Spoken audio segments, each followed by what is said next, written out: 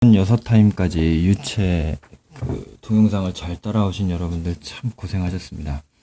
오늘은 이제 드디어 베르누이 법칙으로 갑니다. 야, 이 베르누이 법칙은요, 일단 뭐에 속하냐면요, 이게 유체 동력학에 속합니다. 즉 움직이는, 그러니까 이 베르누이라고 하는 건 흐르는 유체 있잖아요. 움직이는 유체와 관련한 법칙이에요. 예. 그럼 지금까지는 뭐였냐? 지금까지 얘기한 6타임까지는 유체 정력학에 속합니다. 정력학. 정적인 역학. 즉 가만히 있는 유체 또는 가만히 있는 유체 속에 물체가 받는 압력, 뭐 이런 것들을 우리가 다뤘죠. 힘의 평형, 뭐 이런 걸 다뤘는데, 일단 베르누이 법칙은 어떤 면에서는 정지한 유체는 움직이는 유체에 포함이 되나요? 정지한 거는 운동인가 아닌가요? 제 수업 시간에도 말씀드렸죠. 정지 또한 뭐예요? 운동에 속합니다. 쉽게 말해 정지한 운동이에요. 그래서 그런 의미로 베르누이 법칙은 어떤 면에서는 유체에 있어서의 어떤 좀 일반적인 법칙이다라고 보시면 되고, 정력학은 주로 그래서 힘, 부력 이런 거에 대해서 다뤘다면, 베르누이 법칙은 뭐냐면 에너지에 관해서 다룹니다. 유체가 가진 에너지. 그래서 베르누이 법칙은 다른 말로 말하면 유체에 있어서의 에너지 보존 법칙이라고 보시면 됩니다. 지금까지 물리는 양대산맥이라고 보시면 돼요. 또 어떤 물체 운동을 기술할 때 힘으로 분석하느냐 아니면 에너지적으로 분석하느냐, 이 두 가지 방법이 있습니다. 근데 힘 쪽에는 또 뭐냐면 충격량, 운동량이라는 개념으로 또 분석하는 방법이 있는데, 아무튼 크게 이제 두 가지를 구분을 하는, 똑같아요. 지금 유체에서도요. 그래서 두 가지 방면으로 지금 분석을 하는 겁니다. 지난 시간까지는 힘과 관련한 내용이었고, 이제는 에너지에 관련돼서 얘기를 하려고 합니다. 그러면 오늘 좀 하기 전에 기초 작업으로 또 하나, 첫 번째 여러분들이 좀 알아두셔야 되는 게 바로 그 연속방정식이라고 하는 거예요. 그래서 이번 시간은요, 그냥 여러분 다음 시간은 좀 뭐랄까 좀 엄밀한 방법으로 좀 하고, 오늘은 이 시간은 지금 결과만 가지고 제가 말씀을 드릴게요. 결과만 가지고. 결과만 좀 외워두세요. 이 외워두시고 나서는 뭐 문제를 다 풀고 그렇게 해도 되고요. 사실 다음 걸 안 봐도 되는, 그런 얘기 하면 안 되지. 그래도 되는데, 또 요약판이라고 보시면 돼요. 오늘 지금 이 시간에 하는 건요. 연속방정식이라고 하는 건 이겁니다. 유체가 흐르는데, 보통 이렇게 관 속에서 이렇게 흐르겠죠. 관에서 이렇게 흐릅니다. 그래서 뭐 흐르면 뭐, 예를 들면 이렇게 유체가 이렇게 지나가겠죠. 좀 오래간만에 이렇게 색깔을 써보네요. 이렇게 지나가요. 이렇게 지나가요. 지나갑니다. 그러면 이게 좀 관의 단면적이 좀 달라지죠. 관의 굵기가 달라집니다. 굵기가 달라지는데, 뭐 여기를 굵기를 A1이라고 여기를 A2라고 한다면, 이때 흐르는 유체 속도를 V1, 이때 속도에 흐르는 V2를 볼 때 어디가 더 빠르냐면 이쪽이 더 빨라요. 그쵸? 좁아질수록 더 어때요? 빨라집니다. 여기가 좀 더 느려져요. 이거를 여러분들 어디서 경험할 수 있냐면, 점심시간 때. 제 동북고등학교가 좀 남학교죠. 여학생들 좀 개념이 좀 안 하다 그럴 수도 있는데, 보통 저희 화장실에는 고무호수가 있거든요. 그래서 운동 한창 하고 나서 땀 빼고 난 다음에 등목을 하는데, 고무호스를 어떻게 해요? 그냥 이렇게 쫙 뿌리면 안 되죠. 어떻게 해? 주둥이를 어떻게 해? 주둥이를 이렇게 좁히지. 이렇게 좁히면 물이 어떻게 돼요? 더 세게 나가잖아요. 그거 이미 경험을 해서 다 알고 있어요. 남학생들은요. 주둥이를 조그맣게 하면 어떻게 된다? 더 속도가 빨라진다라는 거. 이게 어떤 관계식이냐면, A1, V1은 A2, V2. 이게 항상 어떻다? 일정하다라고 하는 요 특징 때문에 그렇습니다.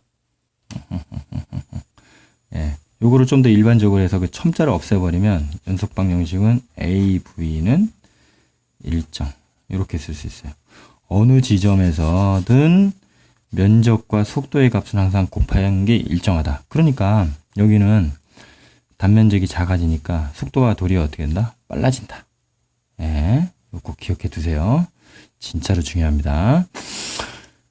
그 다음에 이 첫 번째고 두 번째로 여러분들이 알아두셔야 될 결과만 오늘 말씀드려요. 결과만 알아도 여러분들 문제 푸는데 뭐 문제 없으니까. 두 번째는 이 유체의 속력이라고 하는 게 뭐와 관련이 있냐면 바로 압력과 관련되어 있다는 얘기. 유체가 받는 압력과. 속력이 빠르면 압력은 어떻게 된다? 속력이 빠른 지점에서 유체가 받는 압력은 작아집니다. 이거 기억하세요. 진짜 중요합니다. 그 다음에 속력이 어떻게? 느린 곳에서는 압력이 어떻다? 압력이 크다.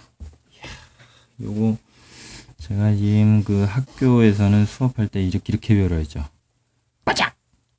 누구? 이렇게 배우라고 했는데 죄송합니다. 이게 동영상에서는 좀 어색하네요. 예, 요거 두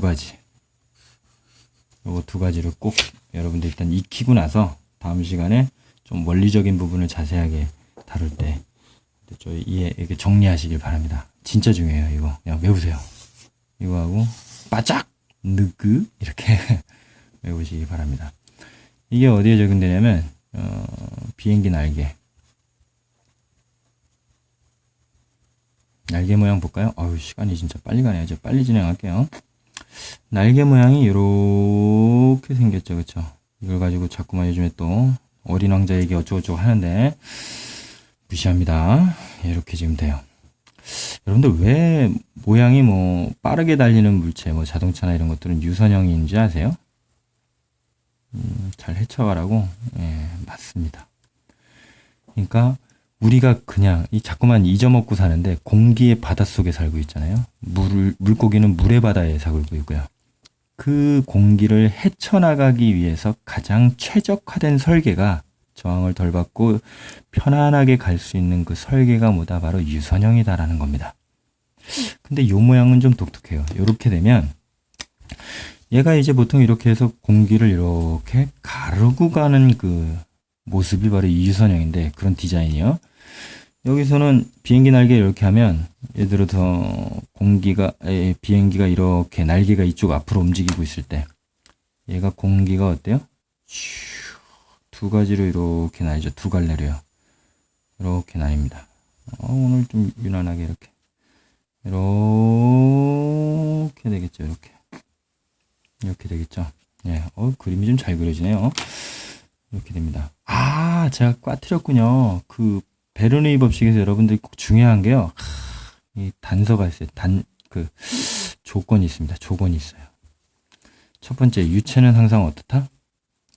이때 지금 베르누이 법칙이 적용되는 경우에서의 유체의 조건이 두 가지가 있는데 하나는 비압축성이어야 된다. 다시 말해서 압축이 되거나 또는 늘어나지 않는다라는 것. 다시 말하면 뭡니까? 이게 다시 말하면 어디서든 밀도가 일정하다라는 뜻과 같습니다. 아셨죠? 또 두 번째가 있습니다. 두 번째, 베르누이 법칙이 만족되는 조건, 유체의 조건. 이놈이 정상류일 때만 가능합니다. 정상류. 궁금하시죠? 정상적으로 흐르는 그 흐름이라고 보시면 돼요. 비정상류도 있겠죠? 비정상회당도 있는데 비정상류는 난류를 얘기하는데 이런 게 지금 정상류입니다. 근데 되게 놀라운 건 정상류의 특징은 여기에서 이렇게 윗공기하고 아랫공기로 이 비행기 날개가 쫙 하면 갈리잖아요. 쫙 갈리는데 갈려서 어떻게 해요? 딱 오는데 이 재밌는 거는 이게 지금 이러한 유체의 정상류 흐름일 경우에 여기서 요 공기하고 이 두 놈이 동시에 출발했다면 여기서도 어떻게 된다? 탁! 동시에 도달을 해야 된다. 라는 조건입니다. 왜? 비압축성이기 때문에. 여기서 좀 늦게 간다면은 여기 밀리는 경우가 되겠죠. 정체 상태가 되겠죠. 압축이 되잖아요. 그게 아니고 다시 말할게요. 여기서 이렇게 윗공기하고 아랫공기가 서로 갈려서 이렇게 나가는데 동시에 출발했다면 여기서도 어떻게? 동시에 도달해야 된다. 그렇다면 얘는 좀 더 먼 거리로 지금 가야 되잖아요. 그쵸? 먼 거리로. 근데 동시에 여기 도달하려면 여기가 어때야 돼? 위쪽이? 속도가 빨라져야 돼요. 상대적으로. 아래는요? 상대적으로 여기가 위에보다 느려요. 아하, 다시 말하면 이 비행기의 날개는 윗공기와 아랫공기의 속도를 다르게 하는 디자인이구나. 근데 여기서 멈추면 안 되죠. 속도가 빠르다라는 건 다시 말하면 압력이 어떻다? 압력이 작다. 여기는 압력이 어떻다? 크다라는 거예요. 그러면 항상 유체는 어떻게? 큰 쪽에서 작은 쪽으로 밀어 올리는 힘이 작용하는데 요게 바로 양력이라고 한다. 비행기가 바로 이렇게 위로 뜨는 원리가 되는 겁니다. 또 하나, 지금 빨리빨리 할게요. 벌써 10분이 지났네요. 예. 그래도 이거 끊을 수는 없어요. 이번에는 그냥 마그누스 이펙트가 있습니다. 이것도 남학생들이 더 잘할 텐데, 공은 보통 회전을 하면서 많이 가요. 알 거예요, 아마. 쳐보면 알 거예요. 무회전수 거의 없어요. 공이 회전하면서 이렇게 앞으로 가면, 공이 회전하면서 이게 이렇게 가면 공기를 또 이렇게 해서 갈리겠죠. 공기가 이렇게 갈리겠죠. 얘 때문에 이렇게 쭉 공기를 가르면서 갈 거예요. 공도요. 근데 마그누스 효과라고 하는 건 뭐냐면 교과서에서 좀 잘못 나왔는데 요런 데에서 지금 생기는 게 아니고 요 표면에서 생기는 겁니다. 표면에서 이제 표면을 지나는 공기에서 선생님 생기는 현상인데 이게 한번 잘 보세요. 공이 이런 식으로 지금 움직이고 있는데 회전하고 있는데 공기가 이렇게 이제 공 표면을 따라 이렇게 지나가게 되면 어떻습니까? 얘가 마치 그 모터 돌리듯이 얘를 어떻게 이렇게 끌어다주는 그런 효과가 나겠죠. 얘가 이렇게 가는데 얘가 이렇게 돌려주니까 마치 얘를 좀 더 가속시키는 효과가 있을 거예요. 맞습니다. 그래서 이쪽 부분은 약간 속도가 빨라지는 경우가 생겨요. 여기선 도저히 어떻게 하죠? 여기선요? 이렇게 가는데 공이 이렇게 가니까 얘가 마찰을 작용하는 것처럼 보여요. 아니, 마찰에 의해서, 여기도 마찰, 잘못 말했네. 큰일 날 뻔했다. 얘가 그러니까 운동을 어떻게 방해하는 효과처럼 생기죠. 그래서 이쪽이 속도가, 이쪽 부분이 공기가 속도가 느려요. 공기의 흐름이 여기는 빨라지고 여기는 조금 느려져요. 그럼 어떻게 된다고요? 바짝, 압력, 이렇게 되죠. 그러면 얘가 힘을 어느 쪽으로? 큰 쪽에서 작은 쪽으로 이렇게 힘을 받는 마그누스 힘이 작용하면 어떻게 그럴까요? 어떻게 바뀔까요? 얘가 이렇게 가지 않고 공이 어떻게 해요? 이렇게 이제 진행 방향이 휘어지게 됩니다. 그러니까 이런 식으로 도는 거는 이렇게 흐르고 이쪽으로 돌리면요 이렇게 휘게 되겠죠. 아시겠죠? 여기까지 하겠습니다.